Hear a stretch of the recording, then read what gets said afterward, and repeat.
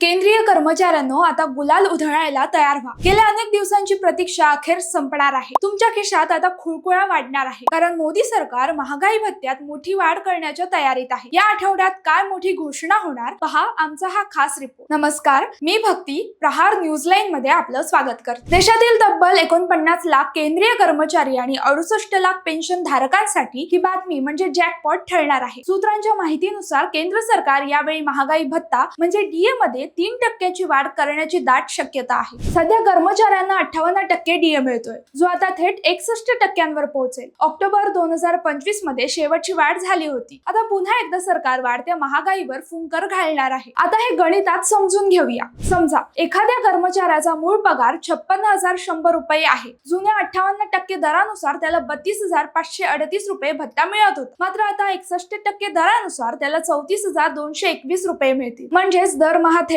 1,683 रुपयांची निव्वळ वाढ। एवढंच नाही तर जानेवारी ते मार्च या 3 महिन्यांचा एरियर म्हणजे स्थगित रक्कमही सोबत मिळणार आहे। म्हणजे एप्रिलच्या पगारात एकाच वेळी मोठी रक्कम खात्यात जमा होणार। दुसरीकडे 8व्या वेतन आयोगाची वाट पाहणाऱ्यांसाठी थोडी प्रतीक्षा करावी लागेल। आयोगाची अंमलबजावणी 2027 च्या मध्यापर्यंत जाण्याची शक्यता आहे। सध्याची ही 3% वाढच कर्मचाऱ्यांसाठी मोठा दिलासा मानली जाते। महागाईच्या काळात अशा प्रकारची वाढ कर्मचाऱ्यांच्या कार्यक्षमतेला बळ देते। आर्थिक मंदीच्या चर्चेत सरकारी तिजोरीतून सुटलेला हा निधी मध्यमवर्गीयांच्या चेहऱ्यावर नक्कीच हसू आणणारा आहे। शेवटी काय तर कष्टाच्या पैशाला जेव्हा सरकारी निर्णयाची जोड मिळते, तेव्हा सण अधिक गोड होतात। ही पगारवाढ केंद्रीय कर्मचाऱ्यांच्या स्वप्नांना नवी उभारी देणारी ठरेल। महागाई भत्त्याच्या या वाढीमुळे तुमच्या आयुष्यात किती फरक पडणार नक्की कळवा। माहिती आवडली असेल तर कमेंट्स मध्ये नक्की कळवा आणि असेच नवनवीन व्हिडिओ पाहण्यासाठी प्रहार न्यूज लाईनला लाईक, शेअर, फॉलो आणि सबस्क्राईब करायला विसरू नका। धन्यवाद।